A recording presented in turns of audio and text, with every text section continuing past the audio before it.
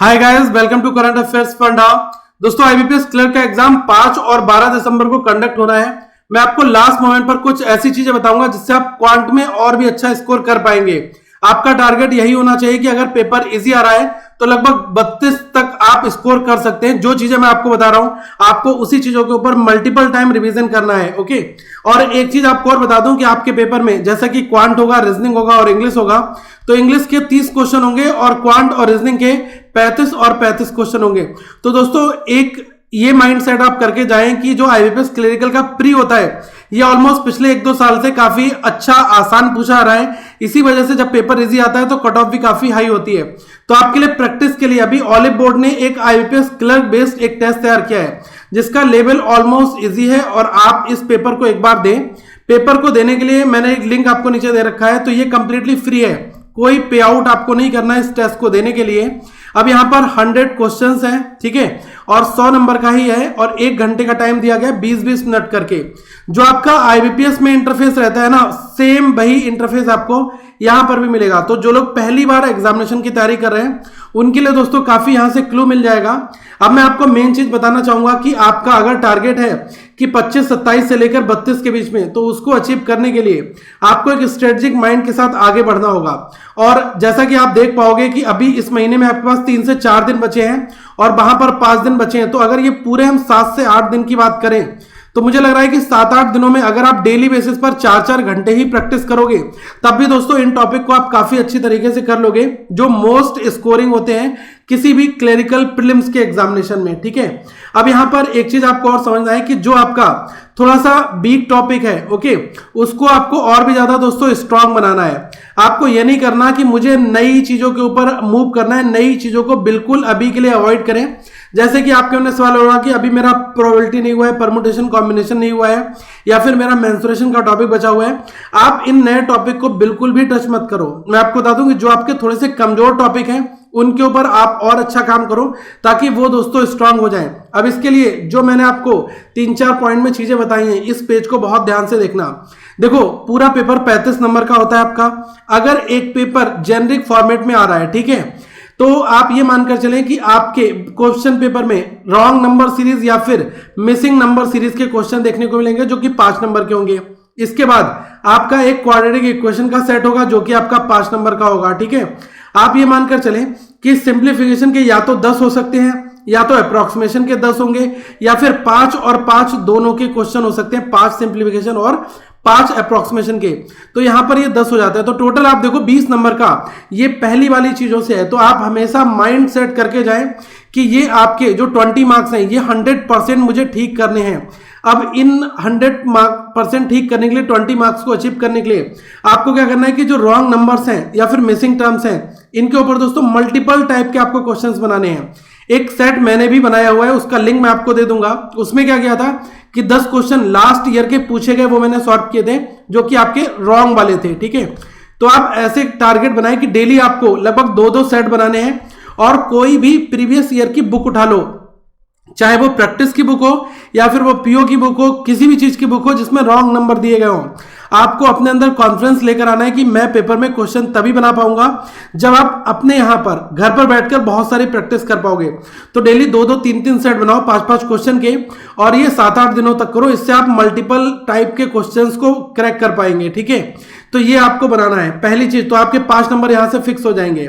फिर दोस्तों जितने भी क्वाड्रेटिक इक्वेशंस के कंसेप्ट हैं उन सबको एक बार रिवाइज कर लो ताकि 5 नंबर यहां से भी फिट हो जाएं। क्वाड्रेटिक इक्वेशंस में कोई ज्यादा डरने की बात नहीं है, 5 नंबर बिल्कुल इजीली आप बनाकर आओगे, ये चीज बिल्कुल श्योर है। अब एक चीज मैं आपको और बता दूं कि सिंप्लीफिकेशन और अप्रोक्सीमेशन ये अगर 10 क्वेश्चन आए तो आपका टारगेट होना चाहिए कि लगभग 5 से 6 मिनट में ये 10 क्वेश्चन बनाने हैं। अगर आप इसको 12 से 13 मिनट में बना रहे हो तो आप दोस्तों पेपर में कम क्वेश्चंस अचीव कर पाएंगे।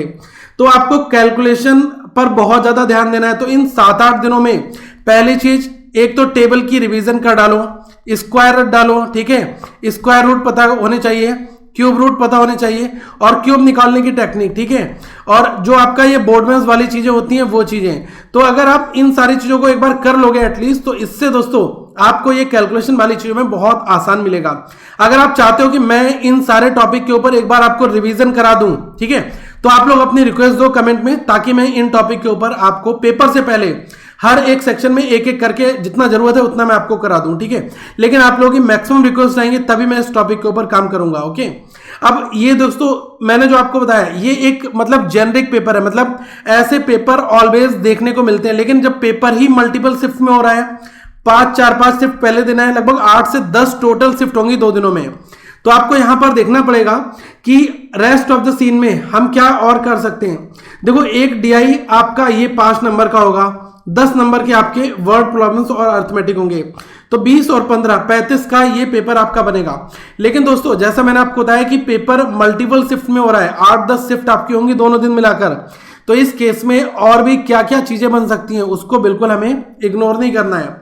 मैं आपको बता रहा हूं, देखो अदर सिनेरियो ये हो सकता है कि कॉम्बिनेशन कुछ इस तरीके से बन जाए कि आपको 2 डीआई वहां पर पूछ ले और 5 नंबर का आपका या तो सिंप्लीफिकेशन कर दे या क्वाड्रेटिक कर दे, ऐसी पॉसिबिलिटी बिल्कुल बन सकती है।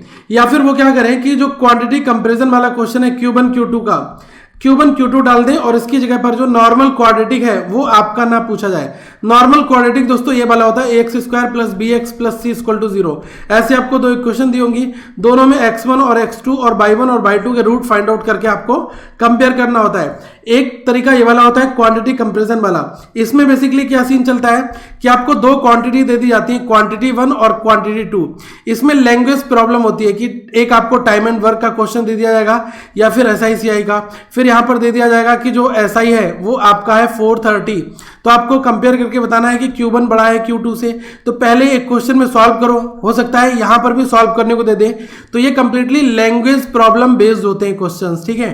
तो यहां पर हमें समझना पड़ेगा कि अगर पेपर थोड़ा सा टेढ़ा मेढ़ा आया तो वहां पर हमारी स्ट्रेटजी क्या होनी चाहिए, क्योंकि अटेम्प्ट्स ऑब्वियसली उस सारी शिफ्ट में कम हो जाते हैं जहां पर डेटा सफिशिएंसी डाल देता है या फिर 2 डीआई डाल दी या फिर Q1 Q2 डाल दिया, तो इससे एक माइंड के ऊपर मोरल प्रेशर आ जाता है और लोगों के अटेम्प्ट थोड़े बहुत कम हो जाते हैं। वैसे कि क्लेरिकल एग्जाम है तो मैं चाहूंगा कि आप डरो मत और इन क्वेश्चंस को भी समझ कर जाओ। देखो यहां पर ये दोनों चीजें जो मैंने आपको बताई है ना, Q1 Q2 और डेटा सफिशिएंसी और जो आपकी वर्ड प्रॉब्लम्स हैं, ये तीनों चीजें आपस में रिलेट करती हैं। अगर आपका परसेंटेज स्ट्रांग है, एजेस का टॉपिक आपको आता है, एवरेज आपको आता है, SICI आपको आता है, टाइम एंड वर्क आता है आपको, ठीक है, प्रॉफिट और लॉस आपको आता है, ठीक है, तो आप ये जो 6 टॉपिक है ना, इनके क्वेश्चंस को करके जाओ, कम से कम 6 से 7 क्वेश्चन आपको मिलेंगे ही मिलेंगे, ठीक है। तो 10 नंबर के जो वर्ड प्रॉब्लम्स में 6-7 क्वेश्चन आपको यहां से मिलेंगे, ठीक है। और कुछ क्वेश्चन हो सकता है कि जैसे 2% की डाल दे या 2 SICI के हो जाए, ऐसी भी पॉसिबिलिटी है। एक छोटा क्वेश्चन मेंसुरेशन का आ जाता है।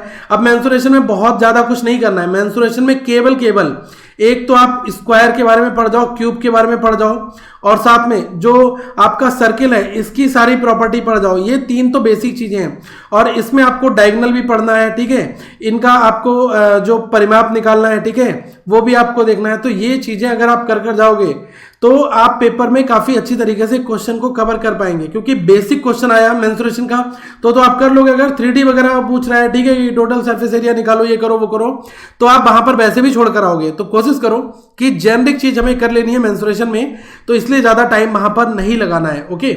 अब ये देखो दोस्तों, जो मैंने आपको बताया कि कैसे आप 25 से 27 आप कर सकते हो स्कोर। देखो ऊपर के स्कोर में मैं यही मानूंगा कि आप 20 आउट ऑफ 20 करो। 18 मान के चलो कि एक आध क्वेश्चन थोड़ा बहुत माइनस प्लस हो सकता है नंबर सीरीज का, ठीक है। अब 18 नंबर अगर आपने यहां पर कर लिए तो 5 नंबर की एक डीआई आपको करके ही आनी है।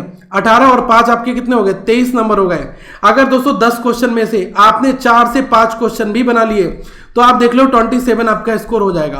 अब ये कंप्लीटली डिपेंड कर रहा है कि ये 20 नंबर वाले पेपर में 20 नंबर वाले ऊपर टॉपिक को आप किस तरीके से देख रहे हो। अगर आप इस पर अच्छी तरीके से परफॉर्मेंस करोगे तो नीचे वाले ऑब्वियसली काम के रहेंगे। आप ये सोचकर मत जाना कि मुझे 10 नंबर में से 10 के 10 मेरे यहां पर बन पाए या फिर बन जाए। इन 10 क्वेश्चन को बनाने से बढ़िया रहेगा कि ऊपर के 20 क्वेश्चन जो ये 3 सेट है इसमें ज्यादा चीजें आपको मिल जाएंगी। तो मैं जो चीजें आपको बता रहा हूं काफी जनरलाइज तरीके से बता रहा हूं, लेकिन दोस्तों अगर पेपर थोड़ा सा टेढ़ा मेढ़ा आया, ठीक है, ये पेपर अगर आ जाएगा तो मैं ऑब्वियसली कहूंगा ये मॉडरेट लेवल है। अब अगर यहां पर अटेम्प्ट आपके 22, 23 भी हो रहे हैं तब भी कोई डरने की बात नहीं है। 2 डीआई में कोशिश करना कि 2 डीआई अगर आप बना रहे हो तो 10 नंबर आप ग्रैब कर रहे हो, ठीक है। Q1 Q2 में अगर आपसे 2 क्वेश्चन बन गए तब भी बहुत है। डेटा सफिशिएंसी में 2-3 क्वेश्चन बना लिए तब भी बहुत है। और ये मान के चलो कि अगर ये टॉपिक आएंगे तो नंबर सीरीज तो रहेगा ही रहेगा, ठीक है, नंबर सीरीज आपका रहेगा प्लस 5 नंबर का सिंप्लीफिकेशन रहेगा, तो 10 नंबर आप यहां से ग्रैब करने की कोशिश करना, ठीक है। तो टोटल देखा जाए कि लगभग 22 से 23 24 आप यहां पर इस टफ सिचुएशन में भी अचीव कर सकते हैं। तो सब कुछ अभी करना है, ठीक है। इन 8-10 दिनों में मल्टीपल रिवीजन करो, और जो चीजें मैंने आपको बताई हैं कि ज्यादा से ज्यादा रिवीजन के ऊपर फोकस करना, कैलकुलेशन स्टेप्स के ऊपर फोकस करना, तभी आप इन 20 को आप आगे एग्जीक्यूट कर पाएंगे, ठीक है। तो ये तो मैंने आपको क्वांट में बताया। अब आप ये बताइए कि आपको क्या रीजनिंग में भी कुछ ऐसी प्लान चाहिए, ताकि मैं अपनी रिसर्च और अपने एनालिसिस के साथ आपको लास्ट ईयर के पेपर और इस बार की पॉसिबिलिटी के साथ सारी चीजें शेयर करूं।